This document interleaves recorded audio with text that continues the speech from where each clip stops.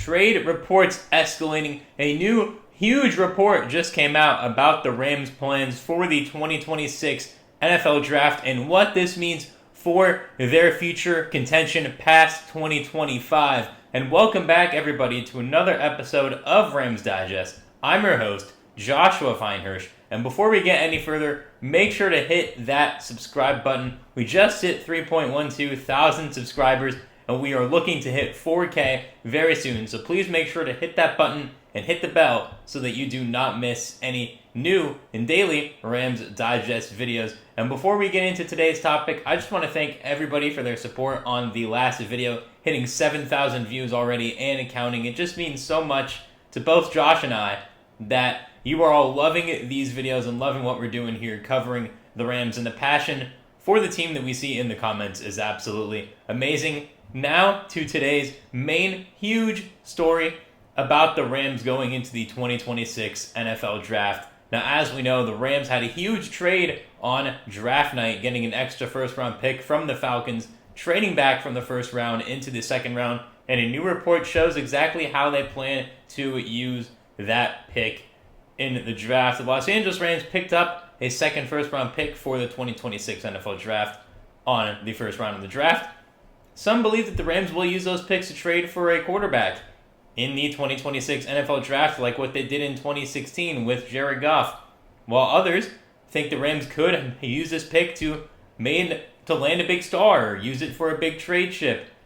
And McVay has added some fuel to the fire, as he says the team has 2 first-round picks for now, and this is all brought to you by Yahoo Sports. And now, leading up in to this, we have a new report from The Athletic's Diana Rossini, a very seasoned and experienced NFL reporter, is in the camp of the Rams using the pick or picks well before the 2026 NFL Draft. She told Chase Daniel and Mike Sando on her Scoop City podcast that she doesn't think the Rams will have the Falcons' first-round pick in a year. And this is something that I totally agree with, mainly because we've seen the Rams be aggressive in the past, and there's no telling why they won't be aggressive again, especially because Matthew Stafford, getting up there in age, he's 37, he's had some injury issues since coming over to the Rams, and it makes sense for them to try to build the best possible team to contend. But there is also something else that Diana Rossini actually just said recently, as we're going to get that up for you right now. What are the chances of the Rams still having that pick by the time we get to draft next year? 0. And I had a bunch of people in football texting me after the Rams did that. They're like, Arch Manning, Arch, that's what Les is after. But we'll see.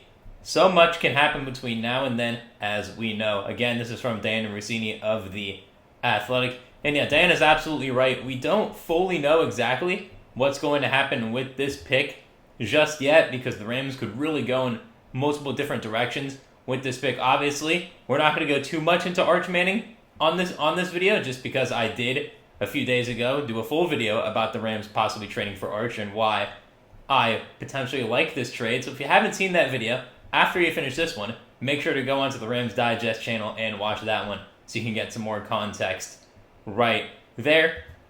And then the Rams have certainly, positioned themselves well to make a move for a quarterback if that's the direction they want to go in 2026. But they could also run it back with Matthew Stafford again if 2025 goes well. Yeah, totally. This is totally 100% possible that Matthew Stafford has a healthy season, he plays well, and he's just able to be great in 2025 with Puka, Devontae, Kyren. However, getting a quarterback, and if Stafford retires, this quarterback would be much cheaper, and we'd be able to pay, players like Puka, like Kyren, like Jared Verse, who all have a big extensions due coming up. And whatever the case may be, the Rams will keep everyone, guessing as to what they're doing in between now and next year. And that's just the way they like it. And that's the way all NFL teams like it. We hear all these different rumors on draft night or post-draft about what a team's going to do. No one actually knows if those are going to happen or not. So I want you to comment down below. Right now, comment below what you believe the Rams should do with this extra first-round pick. Do you think they should trade it? Do you think they should keep it? I want to know. I'm looking forward to seeing what you guys have to say in the comments, because I've enjoyed reading all your comments. A lot of you give really good analysis as well in your comments, so thank you for that. Thank you for taking the time to really, prove out a point, because it shows that you care and it shows that you're paying attention. And both Josh and I really appreciate that on all of the videos. Now, the Rams don't have to use this pick to trade for Arch Manning. Obviously, Arch being the guy, in the draft that everyone's hoping to get. However, there are a lot of other really talented quarterbacks in this draft, and I'm going to highlight a couple of them, for us right now here going into this draft.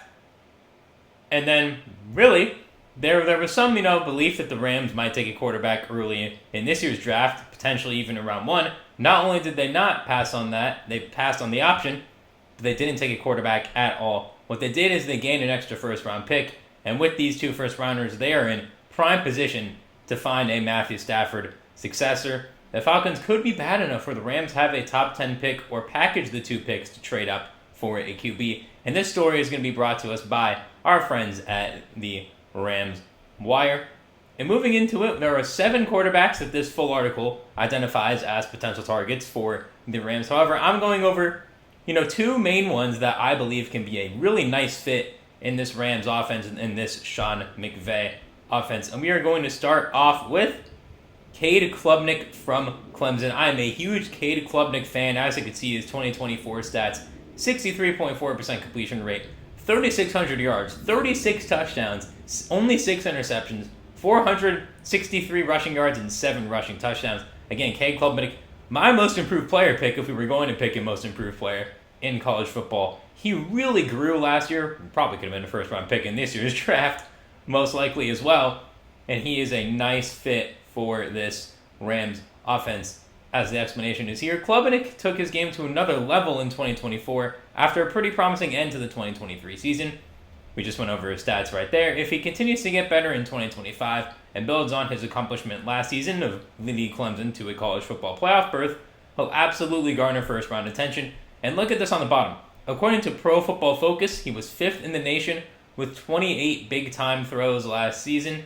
So he isn't afraid to attempt tight window passes downfield, and he's proved he can complete them. This is 100% right. I'm a Kade Klubnik fan. I was very concerned about him after the 2023 season.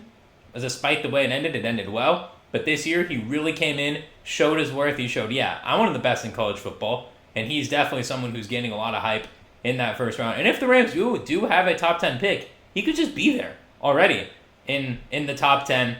As Klubnik being a senior next year, will declare. So he's definitely someone that they can look into for the Rams. And the scrambling ability for him, I think, is very underrated. People don't talk about him having 7 rushing touchdowns, him having, over 460 yards rushing. Klubnik is really a proven player. He's played in a lot of big games at Clemson. Obviously, the rest of the ACC, really outside of Miami and SMU, hasn't really looked the best lately. I mean, we'll see what Florida State does because they're an established program. Miami's going to be back with Carson Beck, obviously next year as well. So we will see how Kade Klubnik goes into this next season and how he performs because I believe he's a nice fit for the Rams. He's 6'2", 210, good height, good weight for a quarterback. Two-time ACC championship game MVP, once in 2022 and once this past year. And Dabo's figured it out again with another quarterback. Now, another potential quarterback that the Rams could go after, and someone who I've really grown on lately in college football, is Drew Allar out of Penn State. 66.5 completion percentage last year, 3,300 yards, 24 touchdowns, and 8 interceptions, 302 rushing yards, and 6 touchdowns. Allar, he has that Josh Allen light build to him, 6'5", 238.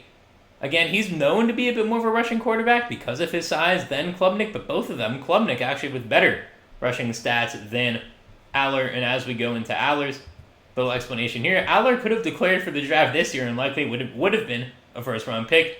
Dane Brugger of The Athletic even believes he could have gone a second overall to the Browns. Instead, he chose to return to school, continuing what's been a great career at Penn State. And he's mobile enough to make plays outside of the pocket and is a real red zone threat to run with his 6 touchdowns, which is a trait that will intrigue teams like the Rams. If Allar continues to develop, he could be a top 5 pick next April. Yeah, I agree.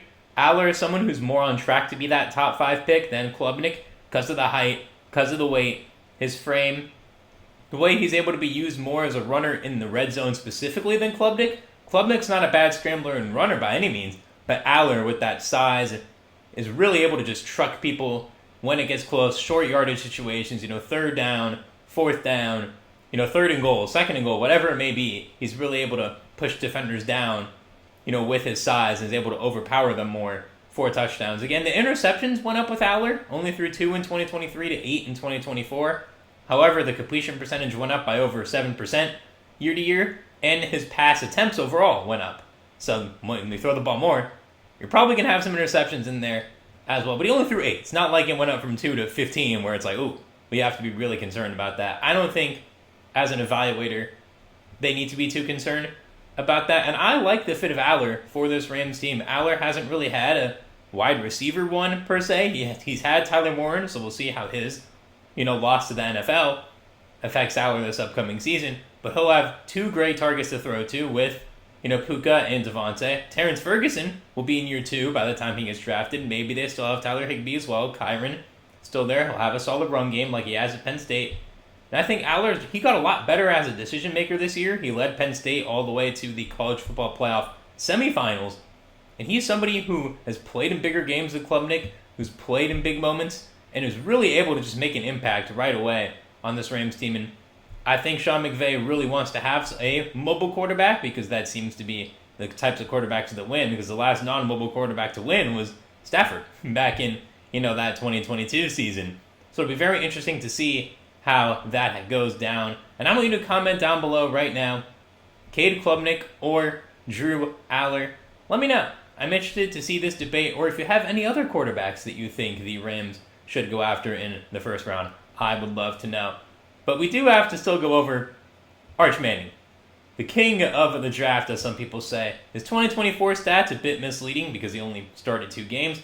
67.8 completion rate, 939 yards, 9 touchdowns, 2 interceptions. But look at this, 108 rushing yards and 4 touchdowns in 2 games. That's what separates Arch from everybody else right there. Manning is obviously the quarterback to know for 2026, but there's a chance he won't even declare for the draft, as reports have been growing that he could return to Texas for at least 1 more year, which would leave quarterback-needy teams at the top really disappointed. Manning has the smallest sample size of anybody on this list, having just attempted 95 passes so far, but he also has a ton of upside, impressively athletic, has a big arm, but there's a long way to go before he's ready to be the number 1 pick of the 2026 draft. I agree.